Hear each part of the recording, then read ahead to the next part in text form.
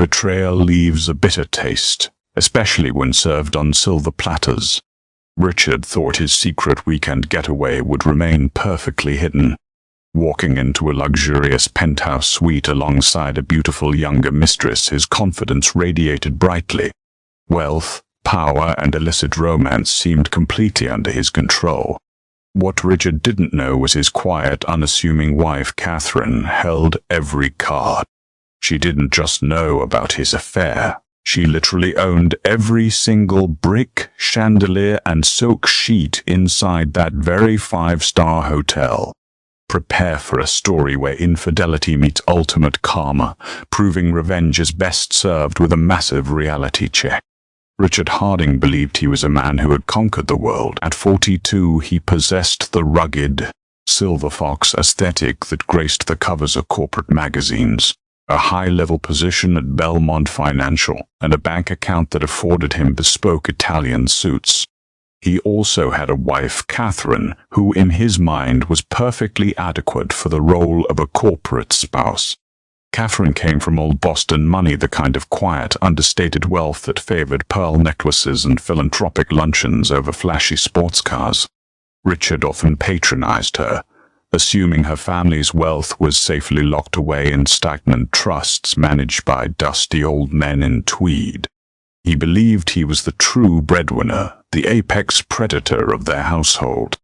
Because he believed he was untouchable, Richard felt entirely justified in taking a mistress. Chloe was 26, a junior art curator with a penchant for designer bags and a naive awe for Richard's perceived power. She made him feel young, vibrant, and utterly invincible. For 6 months their affair had been a thrilling game of clandestine dinners, burner-phones, and afternoon rendezvous in boutique hotels. But for Chloe's upcoming birthday, Richard wanted to make a grand gesture. He wanted to showcase his dominance and wealth. He booked a penthouse suite at the Grand Sapphire, a legendary, ultra-exclusive 5-star hotel nestled in the heart of the city's most affluent district. The hotel had recently been acquired by a shadowy private equity firm and undergone a massive $200 million renovation, making it the most coveted reservation in the state. Getting a room there was a status symbol. Securing the penthouse was a declaration of absolute superiority. The lie he fed Catherine was practiced and smooth. It's a 3-day golf summit in Scottsdale with the Belmont investors, darling, he had said on Thursday evening, packing his custom leather duffel bag. We're trying to close that massive merger. I probably won't have time to call much. Catherine, sitting in her reading chair with a cup of chamomile tea, merely looked up from her book, her expression serene and unreadable. Of course, Richard, have a productive trip. Make sure you get what you deserve. He had kissed her cheek, completely missing the icy undertone in her voice, entirely blind to the fact that Catherine had spent the last 4 months tracking his every move. He didn't know about the private investigator she had hired, a former intelligence officer named David Croft. He didn't know about the thick dossier of photographs sitting in the bottom drawer of Catherine's mahogany desk. And most importantly, Richard had no idea that the shadowy private equity firm that had just purchased the Grand Sapphire was, in fact, a subsidiary of a holding company Catherine had aggressively built from her grandfather's supposedly stagnant trust. Friday afternoon arrived and Richard pulled his sleek Aston Martin up to the grand gilded entrance of the Grand Sapphire. Chloe sat in the passenger seat, giggling and snapping photos for her private social media stories. Valets in immaculate navy uniforms rushed forward to open the doors. "Richard, it's stunning," Chloe gasped, looking up at the towering facade of imported white marble and glittering glass. "Only the best for you, sweetheart," Richard purred, handing his keys to a valet. He wrapped a possessive arm around Chloe's waist, strutting through the revolving doors and into the breathtaking, cavernous lobby. An enormous baccarat crystal chandelier hung from the painted ceiling, catching the afternoon sun and scattering rainbows across the polished floors. Richard approached the VIP reception desk, pulling out his black titanium credit card with a satisfying slap against the marble counter. Harding, penthouse suite. The young man behind the desk, whose name tag read Jonathan, typed the name into the computer. For a fraction of a second, Jonathan's fingers paused. He blinked, looking at his screen, and then slowly raised his eyes to look at Richard and then at Chloe. It wasn't a look of deference. It was a look of profound, almost clinical curiosity. "Mr. Harding," Jonathan said, his voice meticulously polite but lacking the usual fawning warmth Richard expected. "Welcome to the Grand Sapphire. We have been expecting you." "I should hope so," Richard scoffed, ignoring the odd phrasing. "Have the bags sent up immediately. We want champagne in the room. Dom Perignon, the 2008 vintage." "Right away, sir," Jonathan said, handing over a pair of heavy matte black key cards. As Richard turned away, Jonathan picked up a red telephone beside his terminal and dialed a single digit. Riding the private glass-walled elevator up to the top floor, Richard pulled Chloe close, kissing her deeply. He felt like a king entering his newly conquered castle. He had completely outsmarted his boring wife. He had a beautiful woman on his arm, and he was about to spend the weekend in the lap of unparalleled luxury. He was perfectly blissfully unaware that the castle he had just walked into was owned by the dragon he thought he left at home. The penthouse suite was a masterpiece of modern opulence. Spanning 3,000 square feet, it featured panoramic floor-to-ceiling windows overlooking the city skyline, a baby grand piano in the corner, and a primary bedroom that looked like it belonged in a royal palace. Chloe squealed with delight, running her hands over the velvet upholstery and admiring the fresh orchids arranged on every surface. "This is incredible," she shouted, twirling in the center of the living room. "You really outdid yourself, Richard." Richard poured them both drinks from the fully stocked wet bar, a smug smile plastered across his face. "I told you I know how to treat a woman. We have a private dinner reservation downstairs at 8, and tomorrow I've booked you a full day at the hotel's exclusive spa." For the first few hours, the illusion of perfection held. But as the evening progressed, subtle, almost imperceptible cracks began to form in the facade of Richard's perfect getaway. It started with the champagne. A knock on the door signaled the arrival of room service. A waiter wheeled in a silver cart holding an ice bucket and a bottle. Richard signed the bill without looking, eager to pop the cork. But as he pulled the bottle from the ice, his brow furrowed. It wasn't the Dom Perignon he had demanded. It was a very specific, incredibly rare bottle of Laurent Perrier Grand Siècle. Chloe held out her glass. "What is it? Is something wrong?" Richard stared at the label, a cold prickle of unease running down his spine. It was a fantastic champagne, far more expensive than the one he ordered. But that wasn't why he was disturbed. The Laurent Perrier Grand Siècle was Catherine's absolute favorite champagne. It was the exact bottle they had shared on their wedding night.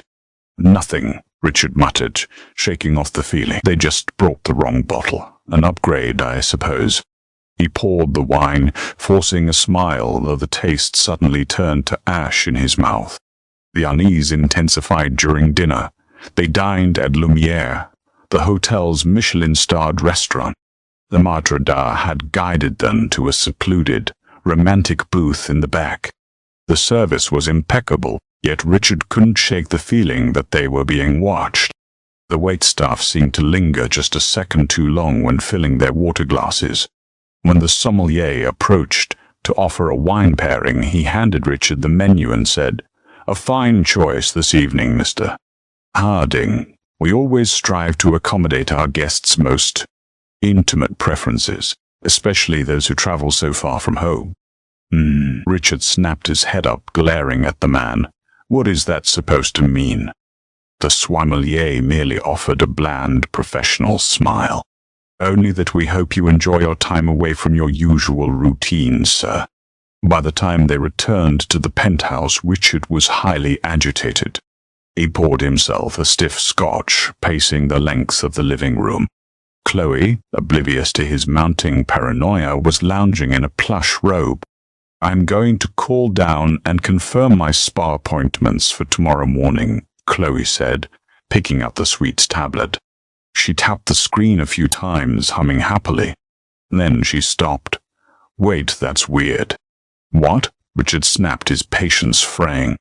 "It says my appointments have been cancelled," Chloe frowned, tapping the screen again. "All of them. The massage, the facial, everything. There's a message here."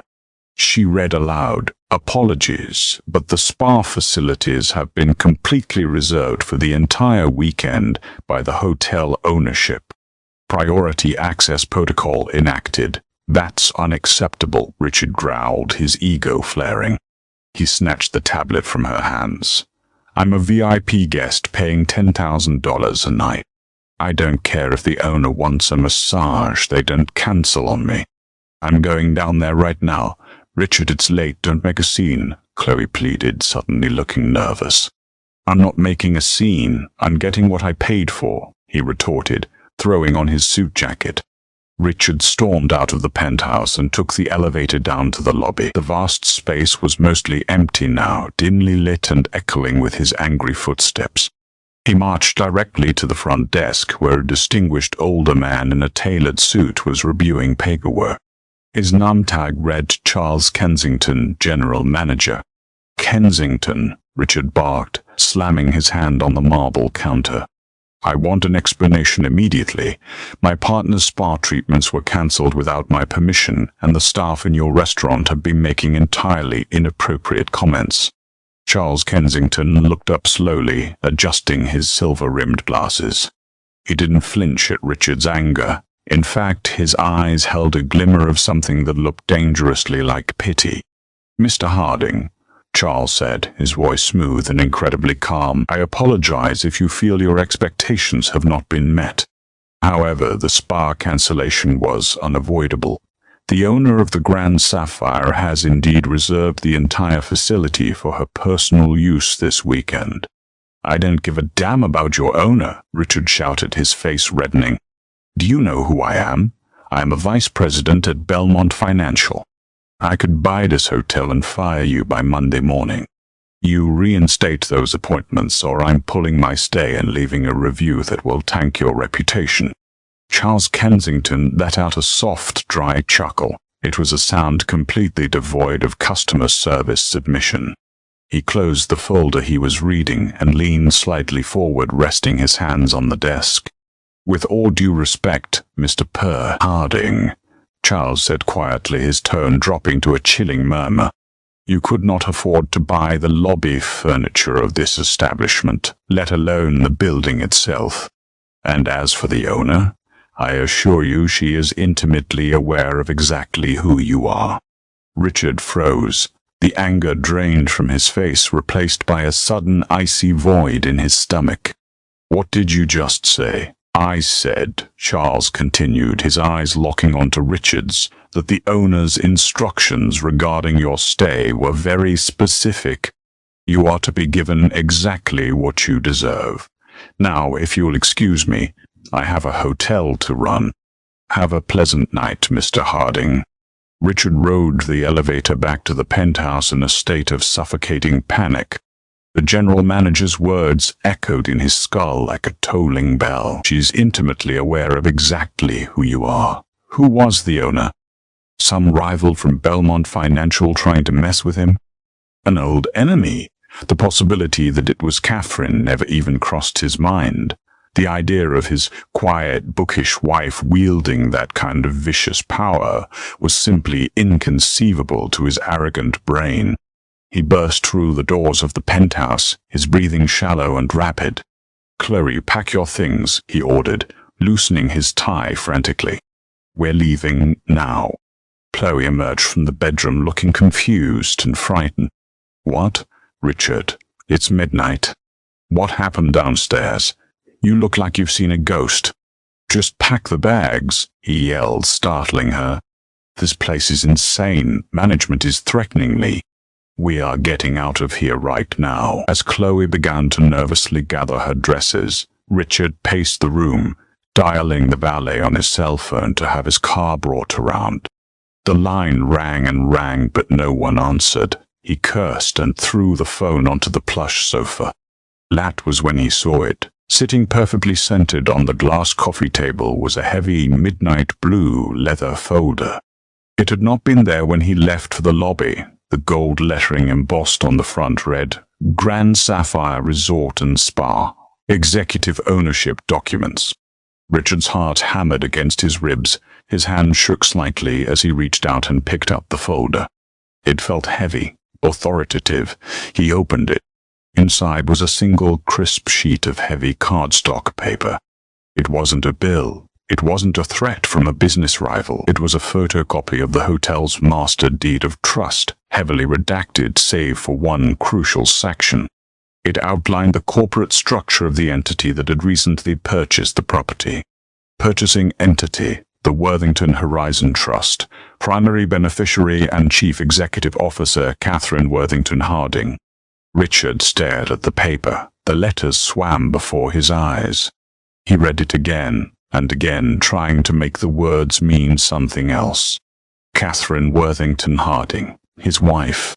His boring, predictable, easily deceived wife. Beneath the legal document was a handwritten note, penned in elegant, swooping calligraphy that Richard recognized instantly. It was the same handwriting that wrote his grocery lists, the same handwriting that signed their Christmas cards. Dearest Richard, I do hope you are enjoying the penthouse. I personally oversaw the renovations. The Laurent Perrier was a special touch. I remembered how much you enjoyed it on our wedding night. It's a shame about the spa, but ownership does have its privileges. I know you're in Scottsdale working tirelessly on that merger.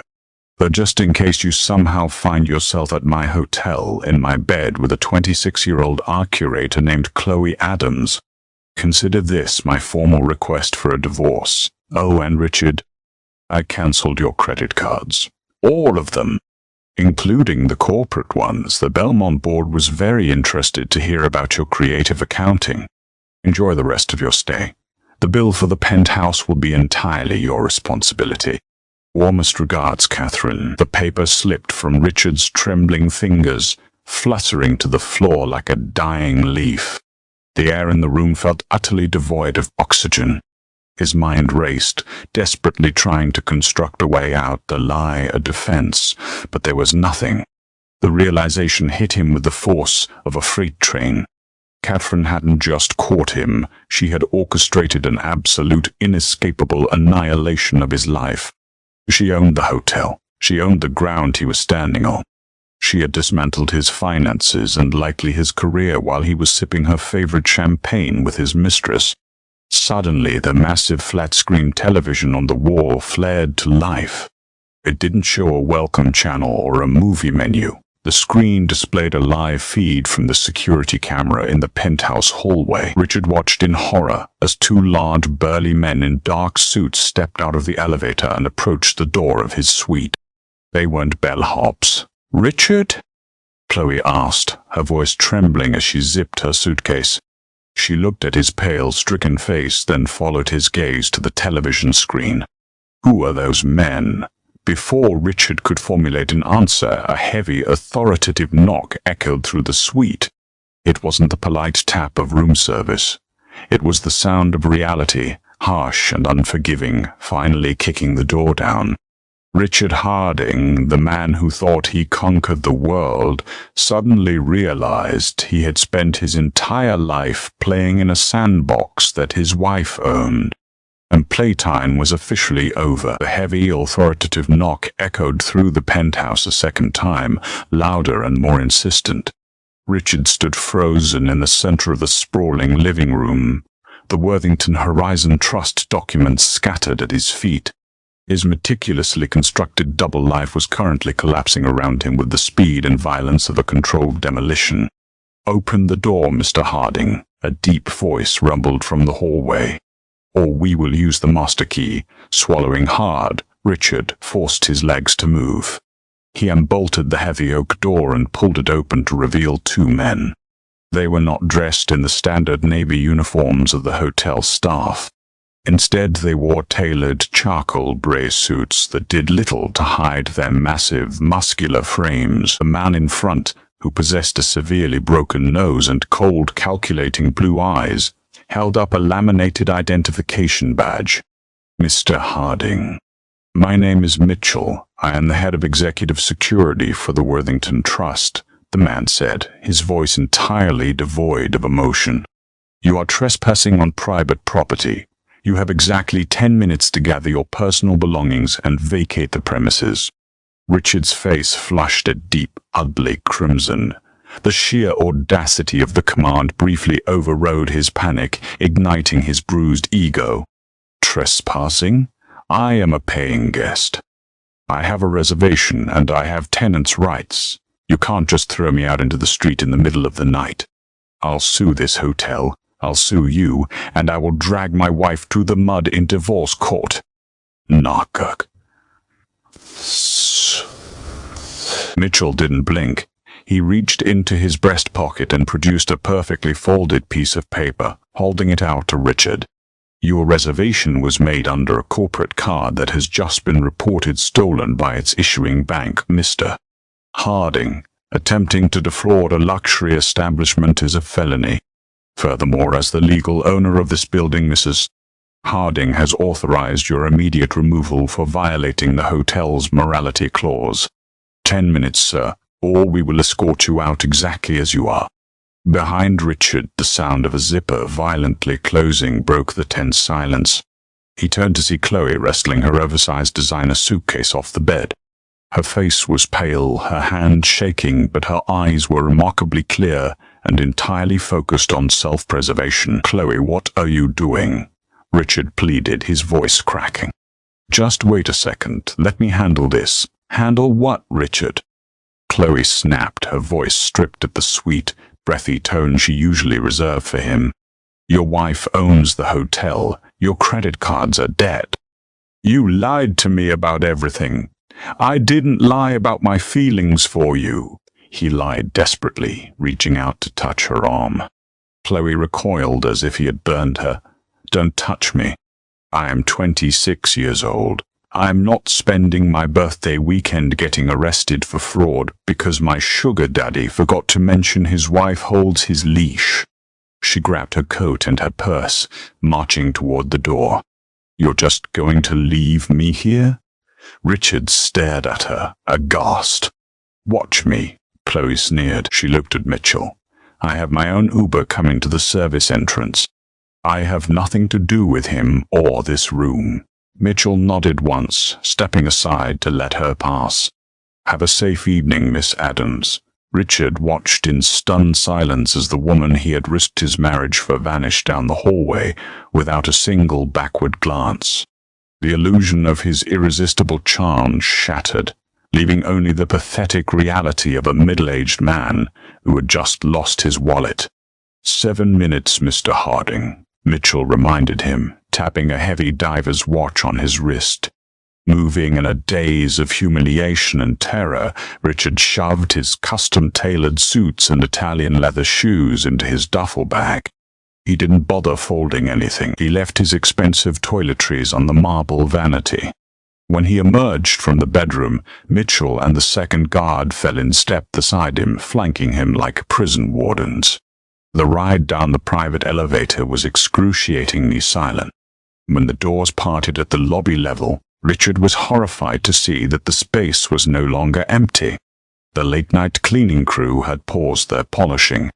The concierges were standing at attention, and standing directly in the center of the lobby, arms clasped behind his back, was Charles Kensington.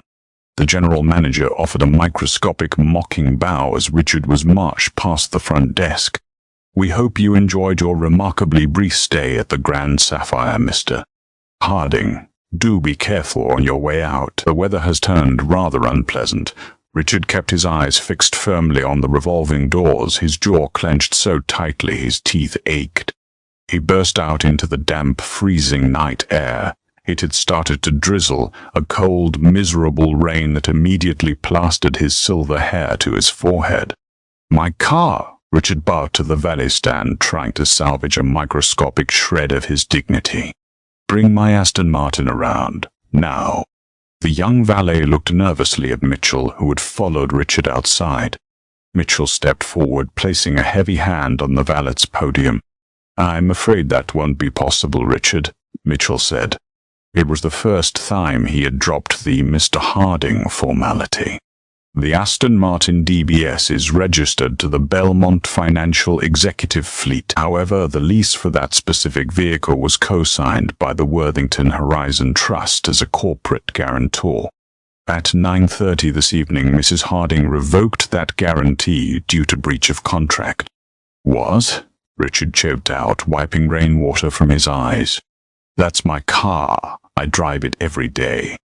"You drive it. You do not own it," Mitchell corrected smoothly. "The vehicle has been impounded by the trust.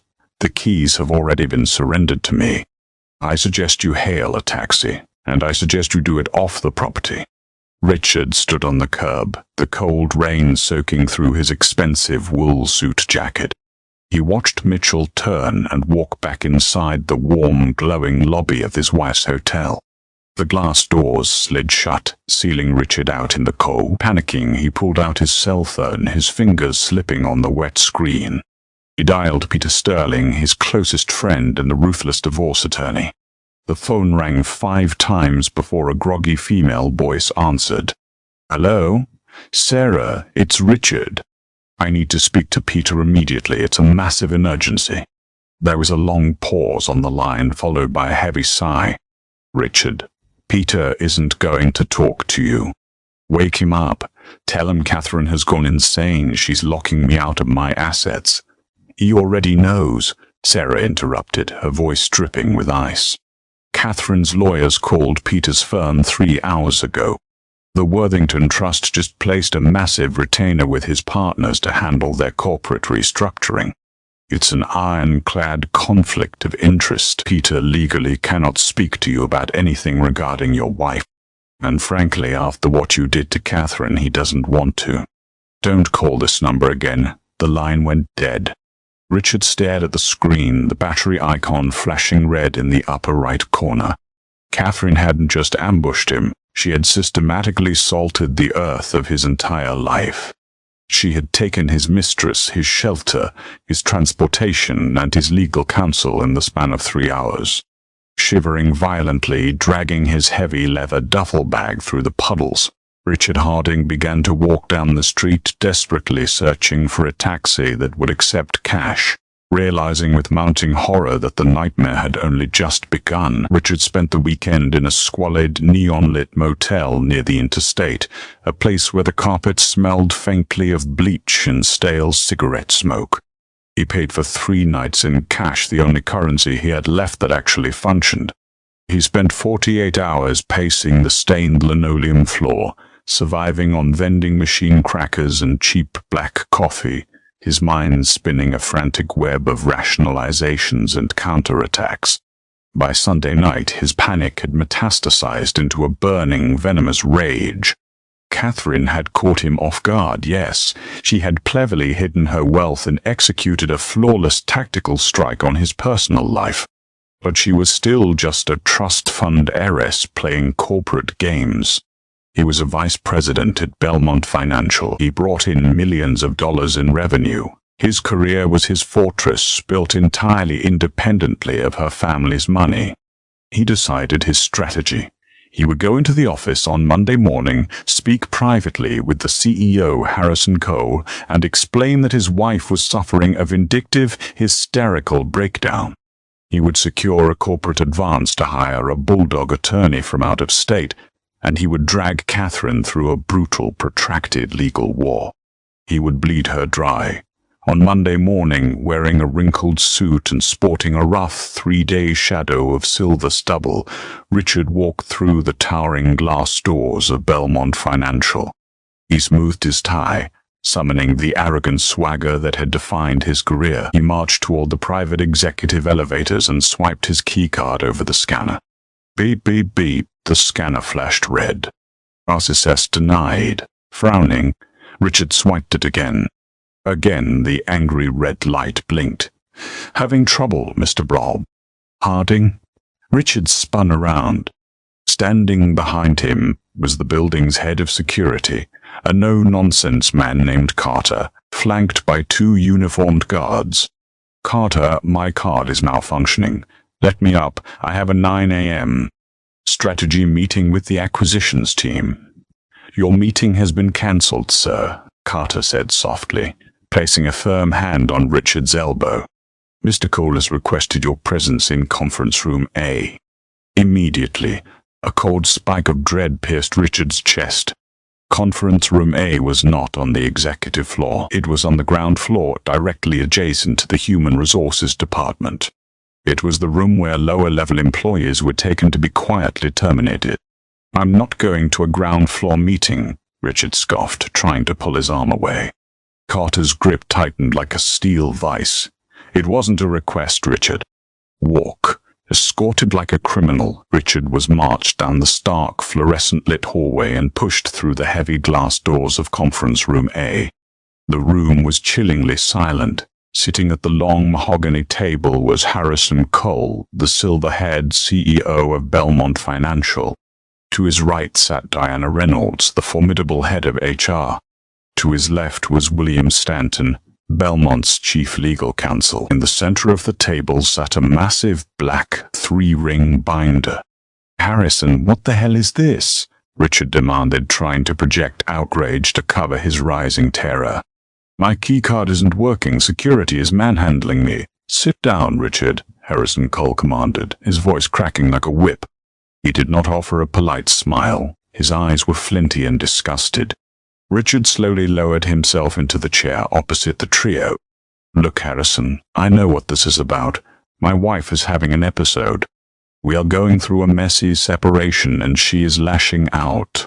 If she's called the office making accusations—" "Your wife didn't call the office," William Stanton, the lawyer, interrupted, his voice dry as dust. He reached out and flipped the heavy black binder open. "Her forensic accountants did." All the air rushed out of Richard's lungs. What?" "Let's not play games, Richard," Harrison said, leaning forward, resting his elbows on the table. "You thought you were very clever, creating those dummy LLCs in Delaware to funnel your client entertainment expenses, writing off luxury hotel stays, designer jewelry, and private dinners as corporate acquisitions research. That's standard industry practice," Richard stammered, sweat breaking out on his forehead. "Everyone blurs the lines on expense reports, Harrison, you know that." "No, Richard," Diana Reynolds from HR cut in, sliding a stack of printed spreadsheets across the table. "Everyone does not embezzle over $400,000 in company funds over a 2-year period to finance a secret affair with an art curator. We have the receipts. We have the wire transfers. We even have the boutique hotel security footage, generously provided by the private investigator your wife hired 4 months ago." Richard stared at the spreadsheets, his stomach violently churned. The numbers were entirely accurate, every stolen dollar, every forged signature, meticulously documented and bound in black leather. "How?" Richard whispered, the fight completely draining out of him. "How did Catherine get this? How did she force you to look at this?" Harrison Cole let out a heavy, tired sigh. "Because, Richard, the Worthington Horizon Trust isn't just an old money-holding company. On Friday afternoon, while you were allegedly in Scottsdale, the trust finalized the purchase of Belmont Financial's senior debt. Your wife is now effectively the primary creditor of this entire firm. When she demands an internal audit of a specific executive, we comply." Richard felt the room tilt violently. The fortress he thought he had built was a house of cards, and Catherine had just bought the table it was sitting on. Suddenly, the large television screen mounted on the wall behind Harrison flared to life. The Belmont corporate logo vanished, replaced by a high-definition video feed. Sitting in the sunlit conservatory of their massive, historic estate, surrounded by blooming orchids and holding a delicate porcelain teacup, was Catherine Worthington Harding. She wore a pristine ivory cashmere sweater, her hair perfectly styled. She looked utterly serene, completely at peace, and terrifyingly powerful. "Good morning, gentlemen." Catherine's voice filled the conference room, crisp and polite. Her eyes flicked toward the camera, locking directly onto Richard's pale, sweaty face. "Good morning, Richard. I see you're no longer in Scottsdale." Richard opened his mouth to speak, but no sound came out. His vocal cords were paralyzed by sheer shock. "Mrs. Harding," Harrison Cole said respectfully, turning slightly toward the screen, "we have presented Richard with the findings of the audit." "Excellent," Catherine smiled pleasantly, taking a small sip of her tea. "Richard, I'll keep this brief, as I have a massage scheduled at the Grand Sapphire in an hour. You are being terminated from Belmont Financial immediately for cause. You will receive no severance, your unvested stock options are cancelled, and your pension is frozen pending a criminal investigation." "Catherine, please," Richard finally choked out, his arrogance entirely shattered, replaced by raw, unadulterated begging. "Don't do this. We can talk. We can fix this." Catherine's smile vanished, replaced by an expression of absolute Arctic indifference. "There is nothing to fix, Richard. You broke it perfectly. William has a second folder for you. It contains the divorce settlement." William Stanton slid a slim manila envelope across the table. "You will sign it exactly as it is written," Catherine commanded from the screen. "You will waive all rights to alimony. You will vacate any claim to the properties. You will walk away with exactly what you brought into our marriage 20 years ago, absolutely nothing. If you contest a single comma of that document, Harrison has my full authorization to hand the embezzlement binder over to the district attorney's office. You won't just be poor, Richard. You will be in federal prison." Richard stared at the manila envelope. It looked like a tombstone. He looked up at the screen, staring at the woman he had underestimated, patronized and betrayed for 2 decades. He had thought she was a harmless, boring housewife. He now realized he had been sleeping next to a sleeping dragon, and he had stupidly decided to poke it with a stick. "Do we have an understanding, Richard?" Catherine asked, setting her teacup down with a soft final clink. Defeated, destroyed, and entirely out of options, Richard slowly reached out, picked up a pen from the table, and pulled the divorce papers toward him. "Yes," he whispered, a broken man entirely at her mercy. "Wonderful," Catherine said briskly. "Carter, please ensure Mr. Harding is escorted off the property. He is no longer permitted in the building." The screen clicked to black. Carter stepped forward, grabbing Richard roughly by the shoulder. "Time to go, Harding." Richard didn't resist. He stood up on numb legs, clutching his signed financial death warrant, and let the security guard march him out of the conference room, out of the glass tower, and out into the harsh, unforgiving daylight of his ruined life. The descent from the apex of the corporate world to the absolute bottom of the food chain is not a graceful glide. It is a terrifying, uncontrolled freefall. For Richard Harding, the pavement approached with blinding speed. His 3 days in the roadside motel stretched into a week, eating away the last few $100s of physical cash he possessed. Every morning he woke up to the smell of stale bleach, reached for a phone that never rang, and stared at the water stains on the ceiling. He had spent 20 years building an empire on the foundation of his wife's quiet tolerance, completely ignorant of the fact that she was the architect of his reality. Now the foundation was gone, and the rubble was burying him alive. Desperation drove him to make the calls he swore he never would. He dialed Thomas Bradley, the senior partner at Crestview Capital and a man Richard considered a close ally. They had played golf in the Hamptons. They had smoked Cuban cigars on private yachts. "Thomas, it's Richard," he said, trying to keep his voice steady, masking the tremor of panic. "I need a favor. Just a bridging loan, maybe an advisory role at Crestview until this misunderstanding with Belmont blows over." There was a heavy, suffocating silence on the other end of the line. When Thomas finally spoke, his voice was as cold as liquid nitrogen. Richard, Belmont Financial didn't just fire you. They circulated a discreet internal memo regarding a severe breach of fiduciary duty. The numbers are staggering. Every major firm on Wall Street knows you were caught cooking the books to finance a sordid little affair. Thomas paused, the rustle of papers echoing through the receiver. You are radioactive. If you ever call this number again, I will have my security block your number. Goodbye. The dial tone hummed in Richard's ear like a flatline. He was blacklisted. The elite financial circle he had so proudly dominated had closed its ranks, sealing him out forever. Catherine hadn't just destroyed his current job. Her flawless execution of the embezzlement audit had permanently assassinated his entire career. With his options evaporating, Richard's mind desperately pivoted to the only other person involved in this catastrophe, Chloe. He knew her apartment address, a chic, overpriced loft he had personally helped furnish with a $5,000 velvet sofa. He spent his last $20 on a cab ride across the city.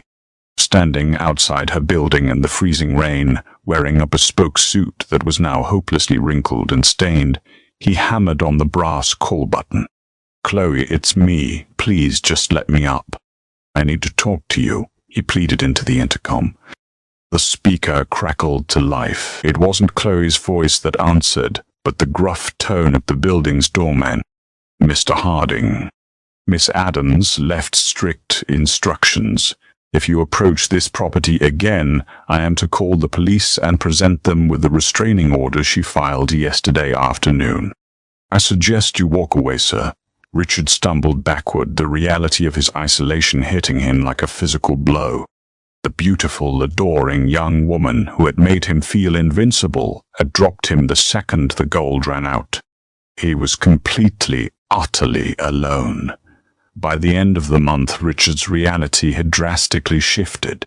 The custom Italian suits and silver Rolex watches that once defined his worth had been unceremoniously dumped onto the glass counter of a high-end pawn shop. The pawnbroker, a shrewd man who could smell desperation, gave him 10 cents on the dollar.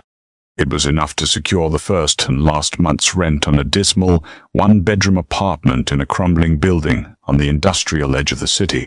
The radiator clanked violently throughout the night. The wallpaper was peeling in yellowed strips, and the view from his single window consisted of a brick wall and a rusted fire escape. His days were spent scouring online job boards, aggressively applying for entry-level accounting positions, branch manager roles at suburban banks, and even retail sales jobs. Every application was met with a generic rejection email or worse, profound silence. The background checks always triggered red flags. The rumor of his firing had permeated even the mid-tier financial sectors. To survive, Richard was forced to take a job selling extended car warranties over the phone for a predatory call center located in a strip mall. He sat in a cramped cubicle under flickering fluorescent lights, wearing cheap, synthetic shirts that chafed his skin, reading from a laminated script for 10 hours a day. His supervisor was a 22-year-old kid named Jason, who constantly berated him for not meeting his daily quota. Every time Richard dialed a number, every time a stranger cursed at him and hung up, the memory of his past life mocked him. He remembered the taste of the Laurent Perrier Grand Siècle champagne. He remembered the feeling of the heavy titanium credit card in his palm. He remembered the quiet, serene smile on Catherine's face when he kissed her cheek and lied to her about his trip to Scottsdale. He had traded a kingdom for a fleeting weekend of ego, and now he was paying the absolute, agonizing price. A year had passed since the disastrous weekend at the Grand Sapphire. Richard Harding was a ghost of his former self. His silver hair, once meticulously styled, was thinning and unkempt. His posture had slumped, bearing the heavy, invisible weight of chronic stress and profound regret.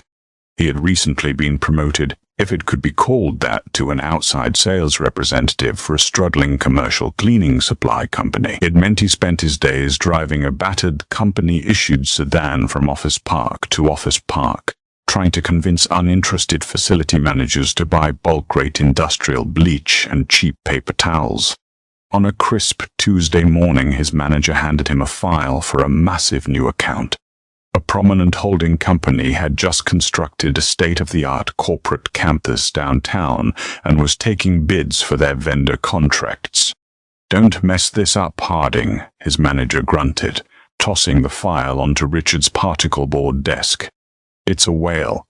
If we land this, you keep your job. If we don't, we're downsizing." Desperate to hold on to his meager salary, Richard ironed his only remaining passable suit, polished his scuffed shoes, and drove to the address. The building was a towering monolith of smoked glass and steel. It practically radiated wealth and power. Richard parked his dented sedan next to a line of sleek Mercedes and BMWs, feeling a sickening wave of nostalgia wash over him. He walked into the cavernous lobby, his cheap briefcase clutched tightly in his sweating hand. He approached the reception desk, his eyes scanning the massive silver logo mounted on the marble wall behind the receptionist. His heart violently seized in his chest, the blood draining from his face. The logo read, "Worthington Horizon Trust, Global Headquarters." Panic clawed at his throat. He spun around, ready to bolt out the revolving doors, ready to quit his job and disappear. But before he could take a step, a familiar, chillingly polite voice echoed across the lobby. "Richard, is that you?" He froze, his breath catching. Slowly, agonizingly, he turned back around. Standing near the private executive elevators was Catherine. She looked breathtaking. She wore a tailored charcoal pantsuit that screamed bespoke perfection. Diamond studs glittered in her ears, and the aura of absolute authority she carried was unmistakable. She was flanked by 2 assistants and a towering security guard, Mitchell, the exact same man who had thrown Richard out of the penthouse a year ago. "Catherine," Richard rasped, his voice barely a whisper. He looked down at his scuffed shoes and the cheap plastic briefcase in his hands. The humiliation was so profound it felt like a physical crushing weight. Catherine stepped forward, waving her entourage back. She looked Richard up and down, her expression unreadable. There was no anger in her eyes, no vindictive glee. There was only the clinical, detached observation of someone examining a bug they had crushed on the sidewalk. "I see you're still working in acquisitions," Catherine said smoothly, glancing at the vendor badge clipped to his lapel. "Commercial cleaning supplies, a fascinating pivot from high-yield corporate debt." "Please," Richard choked, his pride entirely shattered. "Catherine, please. I've lost everything. I live in a shoebox. I can barely afford groceries. Haven't I paid enough? Can't you just let me find a normal job? Tell your people to stop blacklisting me." Catherine tilted her head slightly, a small, sad smile playing on her lips. "I haven't blacklisted you, Richard. The market simply corrected itself. You build a reputation on fraud, arrogance, and theft. The financial world is small. Actions have consequences. I merely accelerated the timeline. I made a mistake," he pleaded, tears welling in his eyes. "A terrible, stupid mistake, but I was your husband." "You were a parasite," Catherine corrected gently, her voice devoid of venom but heavy with finality. "You fed off my family's stability while mocking my quiet nature. You thought silence meant stupidity. You thought a woman who preferred books to boardrooms was weak. You were terribly, tragically mistaken." Before Richard could formulate a response, the private elevator chimed. The doors slid open, and a young woman stepped out, holding a stack of legal files. She wore a conservative navy dress, her hair pulled back into a severe bun. She looked efficient, busy, and completely integrated into the corporate machine. It was Chloe. Richard gasped, stumbling back a half step. "Chloe, what are you doing here?" Chloe stopped, her eyes widening in brief shock as she recognized the broken, aging man standing in the lobby. She looked from Richard to Catherine, visibly swallowing hard. Catherine didn't miss a beat. "Ah, Chloe, do you have the revised contracts for the Belmont merger?" Yes, Mrs. Harding, Chloe said, her voice crisp and professional, completely devoid of the giggly, breathy tone she used to use with Richard. She handed the files to Catherine, pointedly refusing to look at Richard again. Thank you, Chloe. Catherine smiled. She turned her attention back to her ex-husband, her eyes glinting with a sharp, undeniable triumph. You see, Richard, Catherine murmured, her voice low enough that only he could hear. When my investigators uncovered your little romance, my legal team paid Miss Adams a visit. They offered her a choice: face potential criminal charges as an accessory to corporate embezzlement, or sign an ironclad NDA, hand over every text message, photo, and hotel receipt you ever sent her, and accept an entry-level clerical position in my legal department. Richard felt the lobby spin. The betrayal cut deeper than anything else. He had lost everything for a woman who had sold him out for an entry-level job and a promise of immunity. She works for me now, Catherine stated, the ultimate checkmate delivered with flawless precision. She brings me my coffee, and she files my paperwork. Just another asset acquired by the Worthington Trust. Catherine turned away, handing the files to one of her actual assistants. Mitchell, please ensure the vendor from the cleaning supply company finds the service exit. We won't be requiring his catalog today. Yes, ma'am, Mitchell rumbled, stepping forward and placing a heavy, familiar hand on Richard's shoulder. Goodbye, Richard, Catherine said, walking toward the grand, sweeping staircase without looking back. I do hope you have a pleasant life. You certainly earned it. Richard Harding didn't fight, he didn't argue. As Mitchell escorted him out the side doors, tossing him into the cold, grey alleyway behind the building, Richard finally understood the absolute totality of his defeat. He looked down at his cheap plastic briefcase, the harsh wind biting through his thin suit. He'd played a dangerous game of deception, thinking he was the master of the board. But in the end, he was just a pawn, and his wife had always been the queen. Betrayal is a dangerous game, but underestimating a quiet partner is a fatal one. Richard thought his wealth and power made him untouchable, completely blind to the brilliant, calculating mind of the woman he deceived. The story is the ultimate reminder that true power rarely needs to scream, and the most devastating revenge is simply letting someone face the absolute, unvarnished consequences of their own actions. Catherine didn't just break his heart. She systematically dismantled his entire reality, leaving him with nothing but the echoes of his own arrogance. If this story of brutal karma, corporate strategy, and ultimate revenge kept you on the edge of your seat, hit that like button right now. Share this video with someone who loves a perfect twist, and don't forget to subscribe to the channel for more incredible real-life drama and storytelling. See you in the next one.